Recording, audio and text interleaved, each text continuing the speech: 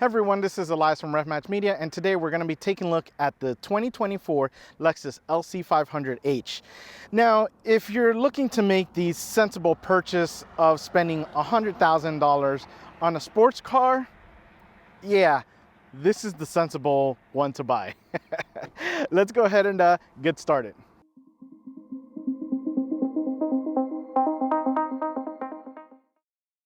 We get started in the front, and this thing is beautiful. First of all, the atomic silver color. Yes, it's a silver. Yes, it's not super flashy, but let the lines decide that it's flashy and not necessarily the color. That's kind of what this Lexus does, the LC500 does. Because man, have I gotten so many looks, so many compliments on this, and I've driven some really fast looking, exotic looking vehicles, and this one gets that kind of respectable, like, wow, that is a beautiful car. Now, wow, that thing looks freaking awesome. No, it's prestige and attention with class. So loving this color. I would still go with yellow, blue, or red. Yeah, I know, super flashy, but loving the way that this silver looks. And we have the headlights, which look really, really nice. We have the triple beam LED. They kind of remind me of the airplane, the Warthog, the A10 Warthog with the nice big machine gun in the front. Yeah, that's kind of what I'm getting with this vibe. So it looks really good. Then we have kind of these lines that come centering to, yes, this beautiful grille. And yeah, we've kind of overcome this whole like, oh, it looks like the Predator thing. I think it looks mean. I like the way that it looks. It's a little bit darker than the silver itself, so it has a little bit of a darker, like, kind of gunmetal finish to it. We do have the front-facing camera because we do have 360-degree camera system in this. Thankfully, we do, because we want to make sure that we don't mess up this lower lip, which has a nice little chrome framing to it, which looks really good. I love the way that this front end looks.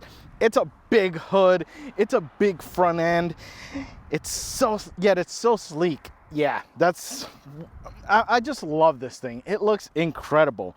Well, let's go ahead and see what we have under here, because we kind of traded up 2 cylinders for a hybrid power plant. Yep, so let's go ahead and take a look under this hood. We get under the hood and we have the 3.5 liter V6 hybrid engine, and it is cranking out 354 horsepower. It is connected to an electronically controlled CVT paired with a 4-speed automatic transmission, and then to the rear wheels. Now, a couple of things with this. So we don't have the V8 in here. We don't have the V8 power, but we do have a hybrid system to help out with fuel economy. Yes, like I mentioned, the sensible route to go with. So we do have the hybrid system. A couple of MPGs we're dealing with. So we have 26 for the city, 33 for the highway, and a combined 29. Now, we were nowhere near that because this thing is too much fun to drive, and we were doing about 15 miles to the gallon. But that, of course, was more on the city, and the reason why I don't think the hybrid system could be as efficient is because it is scorching hot. We've had 100-degree days nonstop, and we've been blasting the AC, so it doesn't let the car essentially shut down when we're in stop-and-go traffic, thus using up significantly more fuel. But other than that, though, it's fun to drive. So yeah, it's gonna be more sensible than the V8, because I think I probably would have been single digits with the V8 because how much fun that V8 is. But I like the power plant. The power delivery is really great. So let's talk about that transmission. It's a CVT with a 4-speed automatic. I don't know what that means. I researched and I just could not understand what is going on with the transmission and how it kind of works. So just do a web search for it and see if you can find out a better way of describing how it works, but it works really well. It doesn't work like a CVT. It's probably the best CVT I've experienced because it acts like it has traditional gears. So it does kind of simulate 10 gears. And it is so incredibly quick at shifting. Yes, I'm using a lot of air quotes with this because it's doing some sorcery, but when you floor it, it just goes red line, red line, red line, red line. And it is such a thrilling experience. Granted, you're not going as fast as the V8, but the experience was definitely there, and I loved that. And then we get it to the rear wheels, which is just been great at putting that power down. Those big meaty rear tires really help to keep that power down. But yeah, I've been really impressed with this power plant. I didn't think I was gonna like the hybrid, because I asked a fellow journalist that had both, is it worth getting the hybrid for the more sensible MPGs? And he said no, the V8 sounds better. It does, but the experience, I think, was great with this. I love this. Yeah, let's go ahead and see what we have in those wheels and tires. We get down to the wheel and tire package, and we have this beautiful black metallic 21-inch wheel with some parts of the face machined, and it is wrapped in the 245/40 in the front and 275/35 in the rear. Michelin Pilot Sport S5. Now, a couple of things with this. First of all, these wheels look incredible. There's so much depth to them. They call it black metallic, but it is kind of a gunmetal. So it is a little bit towards the grayer, super dark gray color. And that's because the metallic kind of softens up or brightens up really that black. And then we have the machined parts on here, which add kind of that bling or that shine to it. They're beautiful. Love the design as well. Then we have the tires. The tires are incredible. These things grip so well. They love the heat. So in this 90-degree weather that it is right now, they're definitely super sticky. So loving that. They actually perform really well. They're super quiet. The road gets absorbed by the tires, so you're not, well, more of the suspension, which we'll talk about soon. The brakes are nice and big. They're two-piece brake discs, and the calipers are nice and big, Lexus on them. Just the stopping power is really nice, especially when you have, it's not a light car, so it's definitely a heavier car, but it gets the job done of getting this big guy stopped. Now the suspension, that's where this thing really shines. So in comfort mode, it just makes the most out of this kind of big wheel and smaller sidewall to absorb everything and make the ride so comfortable, so relaxing. So really love that suspension. But then you put it in sport mode, and man, you're gonna be feeling the road in the best possible way ever to get the feedback that you need when you're out on a cruise, or you decide to maybe track this thing. But really nice setup. I am in love with this thing. So yeah, this is definitely a winner. Let's go ahead and see what we have on the side. We get to the side, and we can now see why this was gathering so much attention from everyone. It just looks incredible with this side profile. Yeah, you know what? I'm just gonna go ahead and step away because you guys need to admire how damn good that side profile looks.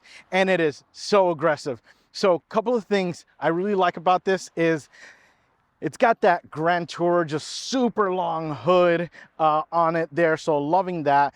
But I like that it's kind of at a rake with the design, so the back looks a little bit higher than the front does, which just kind of gives it that mean look to it as well. But yeah, super long hood. We have those nice big 21-inch wheels, which fit perfect. Yeah, we're talking baby LFA here, guys. But it just looks really nice. Big brakes as well, so that they didn't skimp out on the brakes, which can sometimes kind of look silly when we have a big wheel and a super tiny brake, but big stopping power there. We have just kind of this sleek line that just kind of goes up from the door up to the rear fender there. We have the side skirt down here, and we have opening here for aerodynamics. It just looks really good. The framing around the window, or actually right here, is going to be black because this is a frameless window. We do have the glass roof at the top, so it doesn't open up, but you are able to see out of it. there. So just loving these lines and how they converge kind of at that point there. And they come to the spoiler. So this does have the speed activated spoiler, which we've manually activated. And sometimes we can't unactivate it or deactivate it, and sometimes we can't activate. I don't know. I have to read the manual, if I have to press and hold it, whatever the case is, but it just looks really good. And we'll take a look at those taillights because they look great. You know, kind of from this side here, we have a good amount of width from the body, you know, out to the wheel. So that line just looks really, really great there. Yeah, it really literally speaks for itself. So I'll let you enjoy it for a bit as we take a look at the back. We get to the back and the hits just keep coming. This thing looks incredible from the rear. And let's just say a lot of your competition is gonna be enjoying this a lot. Now, yes, we have the V6. It's not as fast as the V8, but it still looks great. It still looks great and it still performs really good. But yeah, we have this rear. So we get started on the top. Again, we mentioned that glass roof we have there. We have actually a really good visibility from this rear glass. So loving that. We come back to the spoiler, which like I mentioned, I need to read the manual. So if you're an owner of this, or yeah, just let me know in the comments how I was supposed to do this, because I probably won't read the manual because I'll be too busy enjoying it and then missing it afterwards. But yeah, looks really great. Love it with the spoiler popped up. We have the rear facing camera to be part of the 360-degree system, which was really great in this, especially when you're wanting to back this up and make sure you don't hit anything.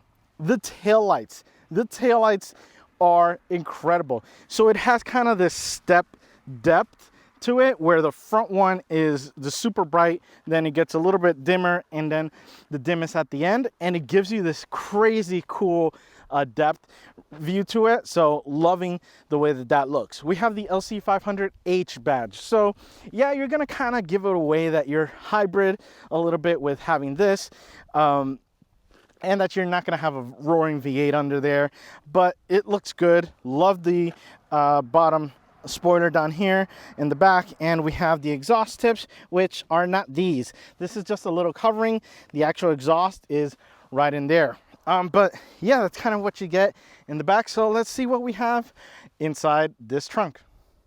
Now, before we open up the trunk, a couple of things happened. So my wife went to go pick me up at the airport, and I had a medium-sized luggage that I needed to put in the trunk. Like, it would not have fit in the back seat, so it needed to go in the trunk. And we were having issues with opening up the trunk. So there is a button over here that you could use to open up the trunk. And there's also a button on the driver's side to the left of the steering wheel to open it up, which I'll show you. None of those were working. The car was on, the car was off, nothing. Thankfully, my kid, when my wife was filming the car, he was kind of snooping around and said, "Dad, there's a button in the glove box for the trunk." And we didn't believe him at first, which cost us about 5 to 10 more minutes. And then finally we gave in, and he said, yes, there's a button in there. And lo and behold, there is one in the glove box, which I'll go ahead and show you once we get in. That actually popped the trunk open. But let's see if it works. And it does. So you open up, and there isn't much space here. So just be aware that if you get the LC500 hybrid, you're gonna get the same amount of trunk space that you would if you get the LC500 convertible. So they share the same size trunks.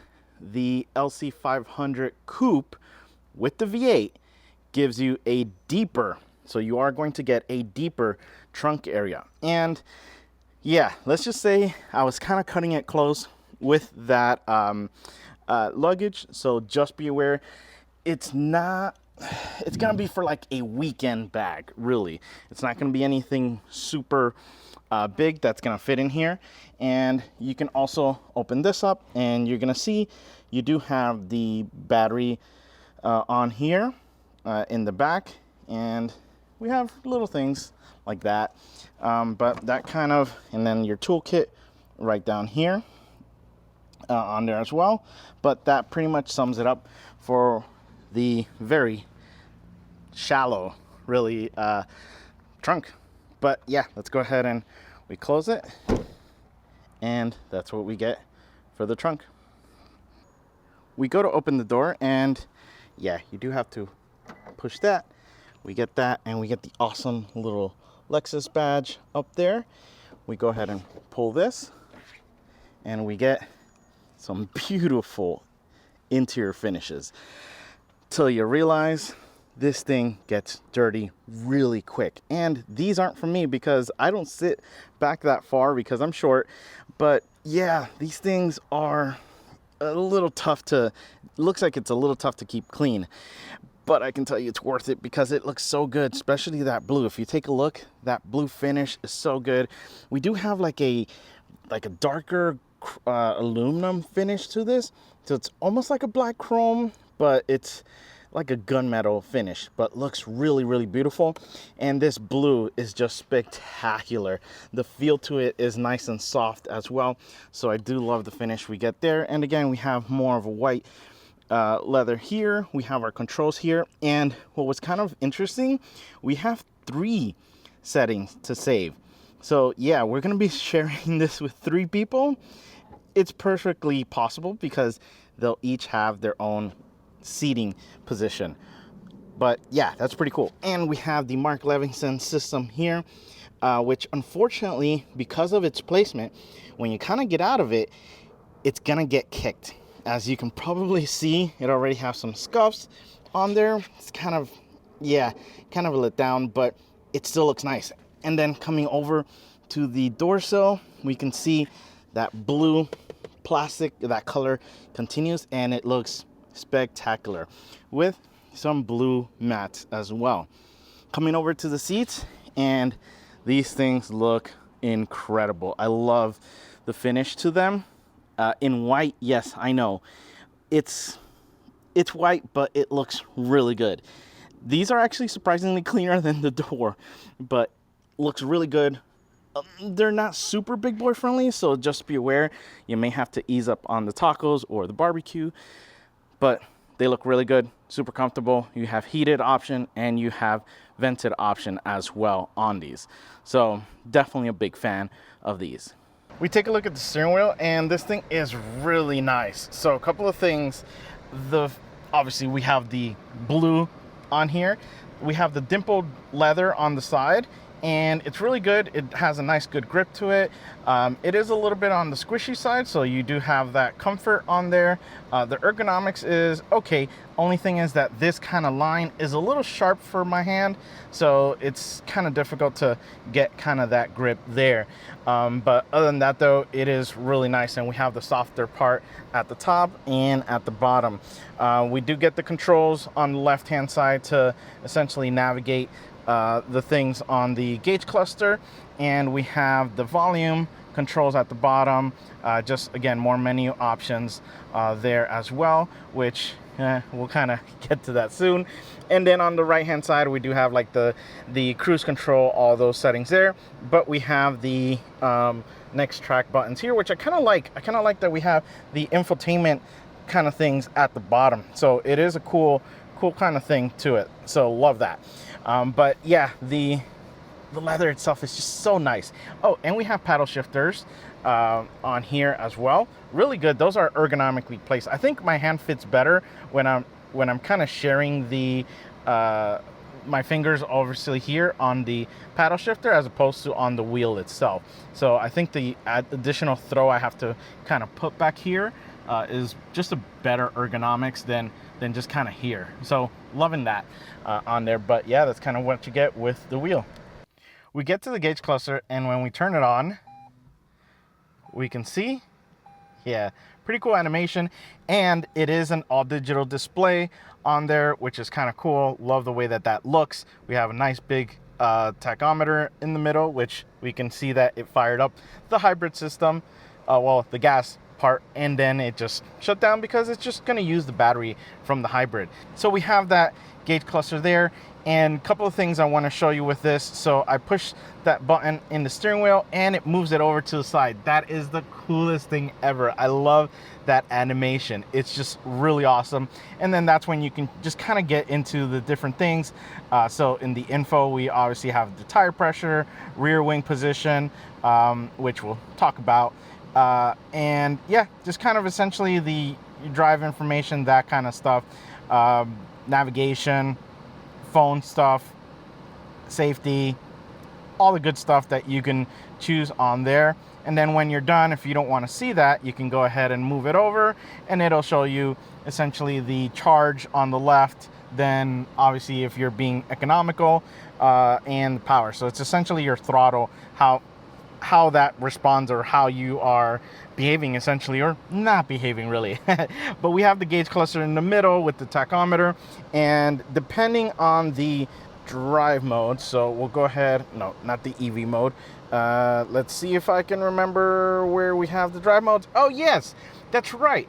So the reason why I keep forgetting what the drive modes are is because they are part of what I call the bowl with the Lexus. So a couple of Lexus vehicles have their selection right there for their drive modes. So in this case we are in Eco. So let me actually just, we were in Eco there. If I pull it down or turn it down, it goes to comfort. If I push it in, it goes to normal or custom. And then if I go up, it goes to sport or sport plus. Yeah, that's the one you want to be on. That one looks really good on there. So loving the way that that looks. And it's going to tighten a lot of things up. So usually with Lexus, when you're in the Sport S Plus, when you have that plus, I mean, suspension is being tuned essentially for performance. But yeah, love that. Oh, and then we have the traction control on the other horn where you have either off. So if you push it in, it's going to be off. If you turn it down, it's going to be snow mode. So you do have that option on there, which you can see it switches it to snow. So that's the gauge cluster. Love it. It just looks really cool. And again, we're going to play the animation one more time because it's just really, really cool. We get over to the infotainment screen, and I love the look to this because it's nice and long, but it's not in the way. It's not too tall. It has the widescreen Apple CarPlay, which is good. Wireless Apple CarPlay, which is very much needed in this vehicle, and I'll explain to you why. But yeah, overall though, we do have this. No complaints with how it looks, how it behaves, and it sounds incredible because we have that Mark Levinson system that's just really, really nice and loud and clear too. So that's what we get with the infotainment screen. So the next thing I want to mention is the AC vents. Yeah, because they're kind of in an awkward position. So this one in here, it's kind of tough to kind of angle. But yeah, it's that one. We only have one in the middle, so sharing is, yeah, let's keep it to you because the passenger gets two. But if you take a look, they're kind of pointing up, but then they kind of angle down. So it is kind of a weird, not weird, but just different. And then we have the other one that's kind of similar to that. But other than that though, the controls, as you can see, very simple and very straight to the point.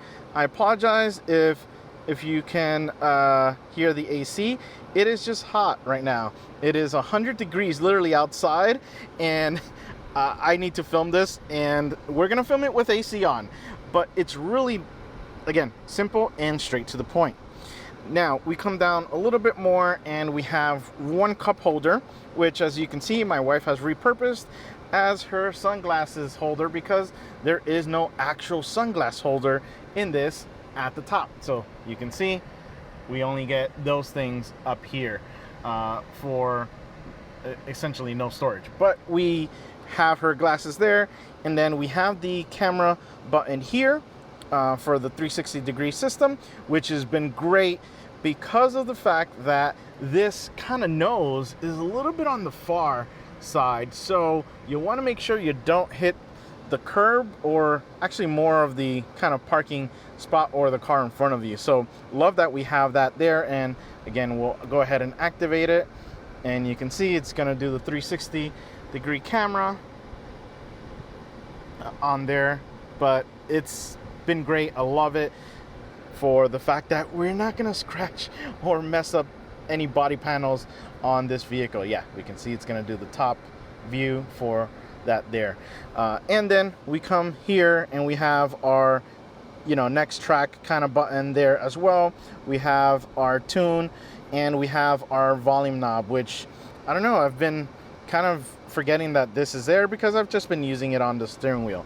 Now, the only thing that's a little confusing is this, because it's 101 degrees. Well, now it got cooler at 100, but I was thinking, I was like, whoa, okay, I need to put the vented seats, because I saw in the paperwork that this had vented seats, and I was only able to find this button. But that's because I think it's poorly labeled. It should just have a seat button and not the bacon the bacon waves that I like to call, because when you press it, it does pop up the comfort menu option on there, and it does, as you can see, the option for the venting on there, which right now it is at full blast.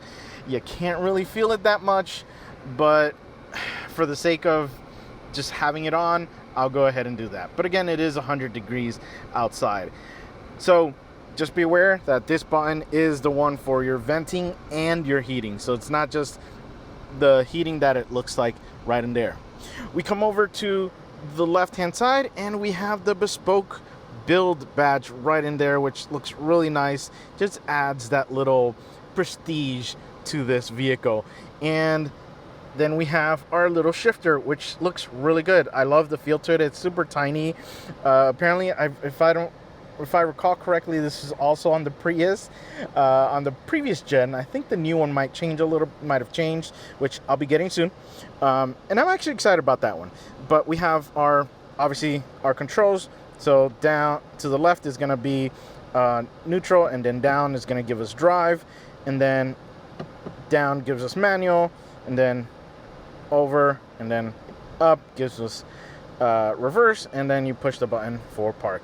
So yeah, that's kind of what you get. Oh yeah, and the parking brake, because there's no electronic parking brake area here, it's really deep in here. So that is going to be your parking brake button there.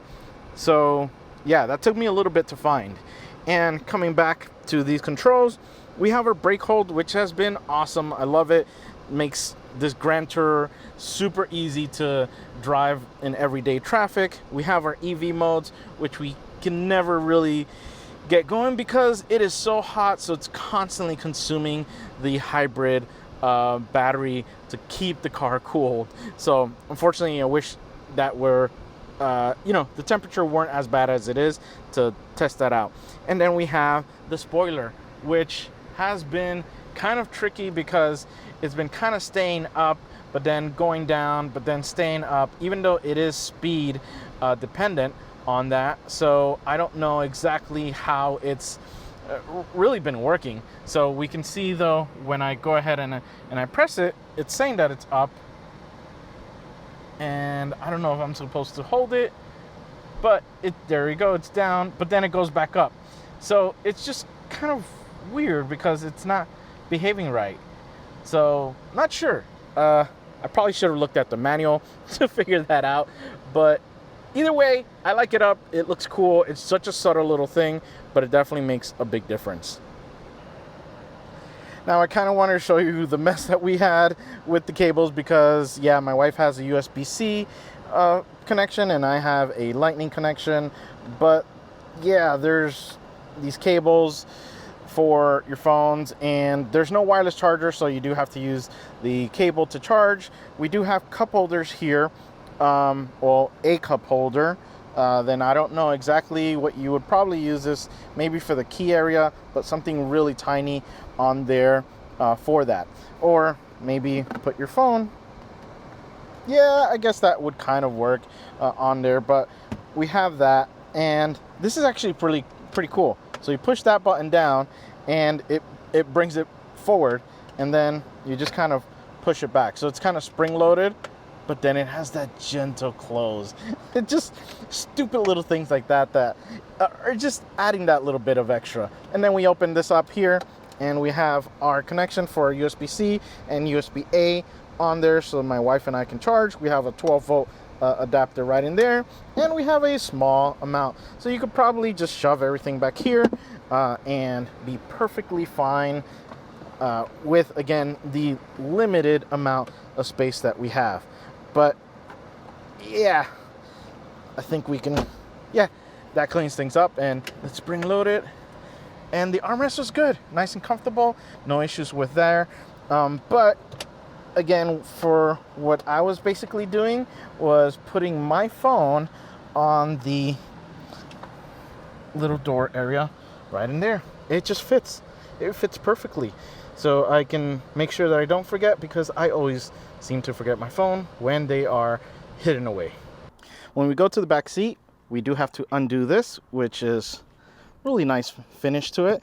And I love the blue seat belts. Those things look really, really nice. You do that, and then you have kind of the latch that you kind of pull up, and once you pull it forward, it is going to automatically kind of move the seat forward for you, and then you can get your passengers in the back if they can somehow fit in here, because it's very, very small. Oh yeah, one thing, very tiny. Speaking about small, we have these tiny little blue floor mats for the back, and we do have these big seats in the back, but you're gonna want to make sure you have only little ones back here, because it's a little bit on the tight spot. And even then, my kid is 9 years old, and his feet don't go all the way down, so he's kind of having to hit the back of the seat, so my wife can't get much further up in her seat. So yeah, you're just kind of don't bring the kids.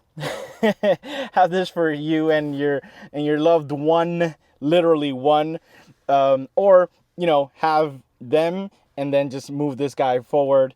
But yeah, you get that. And then obviously we have the nice Mark Levinson right in there, and that's kind of what you get in the back. But what's crazy about this is it's super airy in here. It looks like super light, and it's really nice. I love this. So once you have them in, just a matter of moving this back, and it moves back for you to put your seatbelt back on, and you are good to go.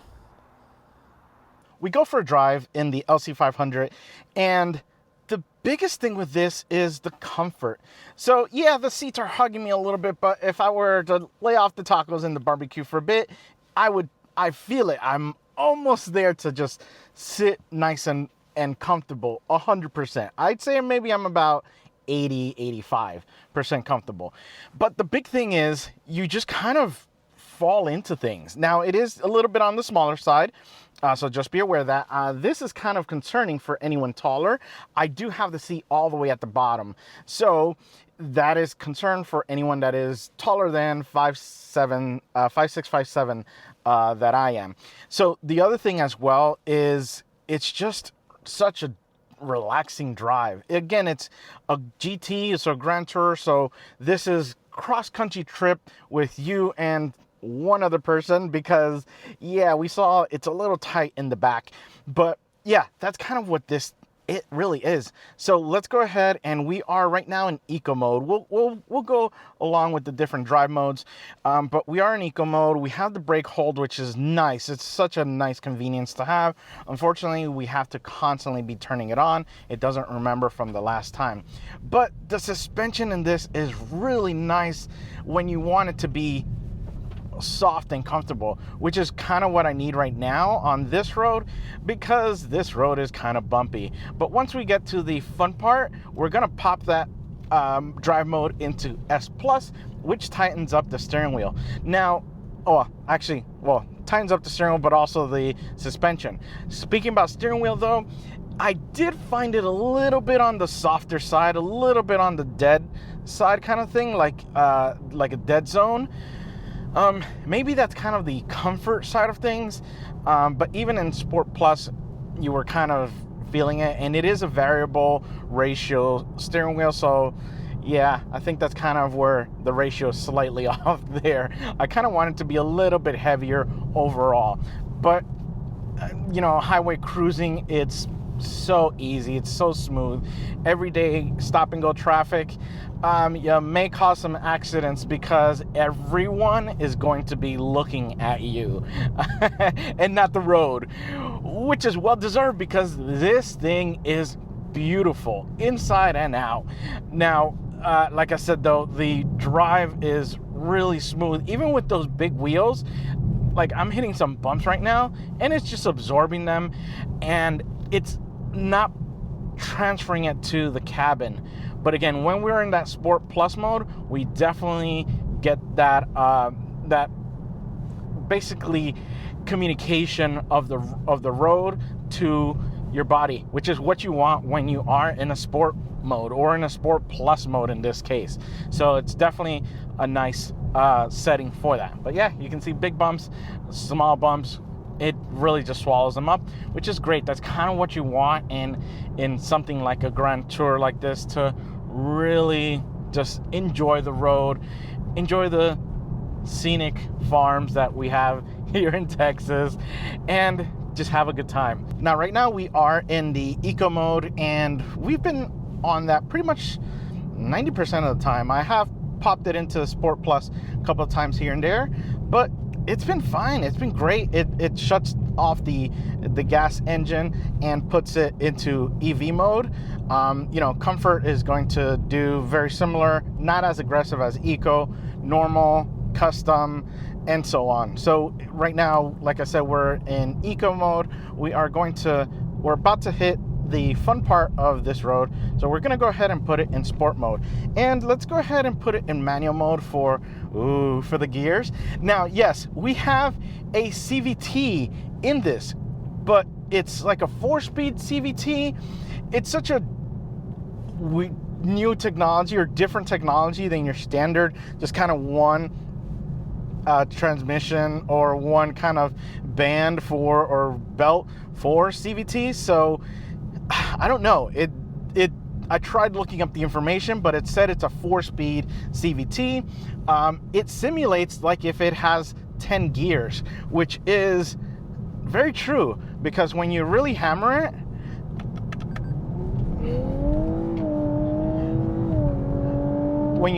it just goes dum dum dum dum. It like the revs, and let me tell you, it makes it feel like you're just popping one gear after the other, and it feels so good. Yeah, those brakes will definitely get this big guy stopped, and we have some weight to it.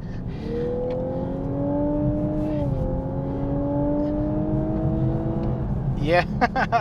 So even though we're manual, it is actually shifting the gears for us, which is kind of a letdown, because when we had the V8, it wasn't shifting the gears for us, and we were bouncing off that rev limiter, which I know we probably shouldn't, but it just was such a fun, like, very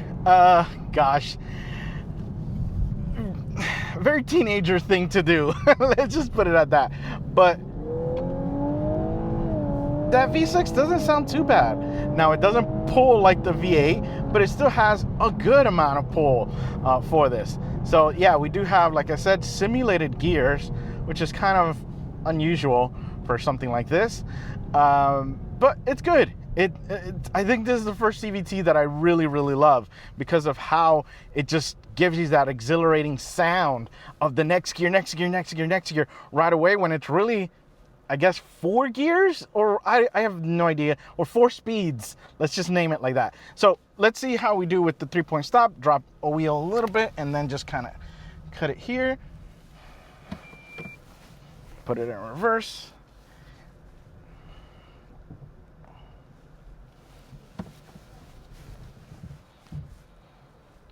It's in EV mode right now, so it's kind of weird when it's like super quiet. So it didn't do too bad.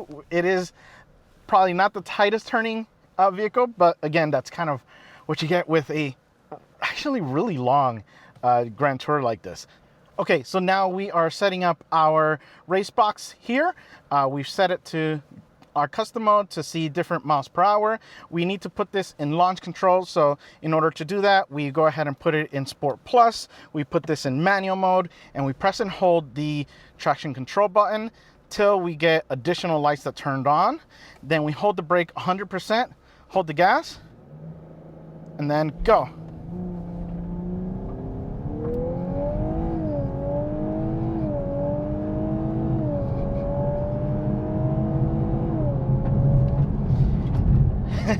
And there you have it. Now, we recorded a 6.83 0 to 60, and let's just say there was kind of a hesitation with the launch control option. So let's see if we can just do it without the launch control and just do a good old pedal to the metal. Okay, so we're doing attempt number 2. Now we have the engine running. So we have traction control off, see if we can get a better launch that way, but without the holding the brake down. And let's go ahead and give that a try.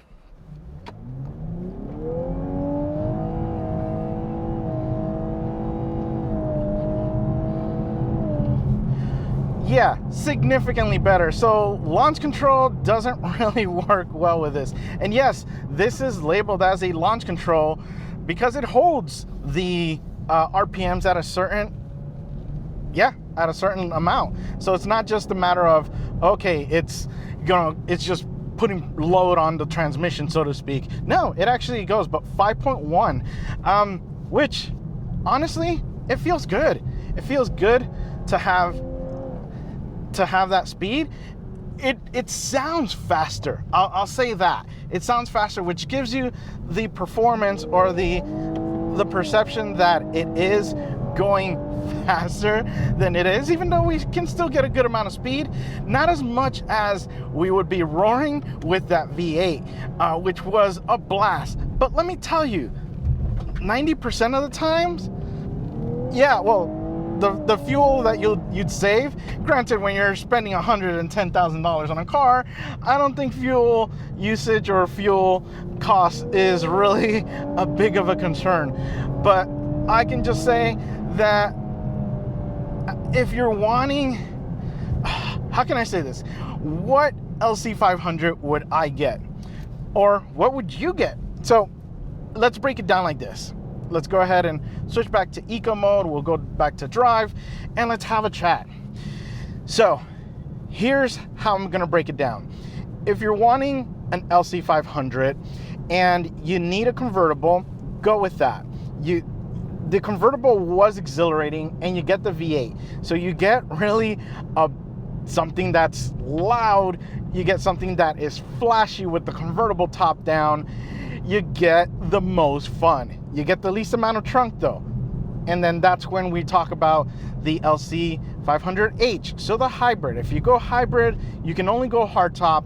You can only go, well, you also lose the trunk space as well. So you get lesser trunk space. You get the same trunk space as the convertible because it needs to store the battery somewhere.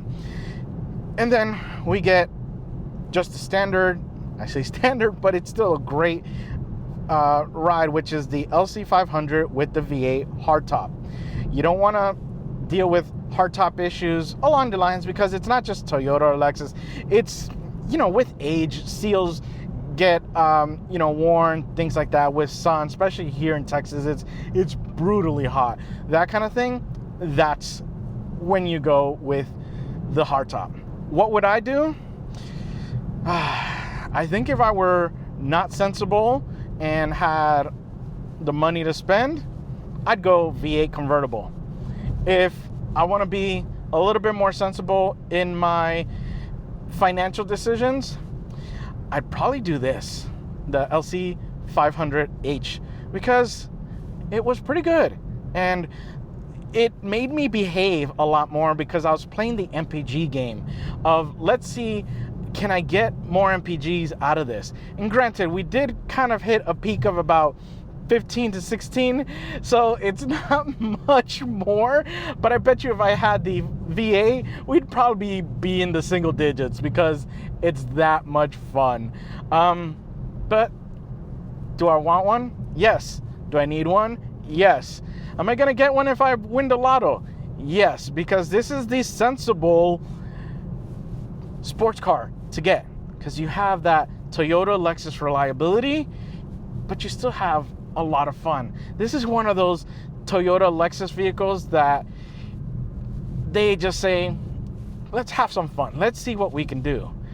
And with that being said, I hope you've enjoyed my review of the 2024 Lexus LC500H. And remember, find the right gear. See ya.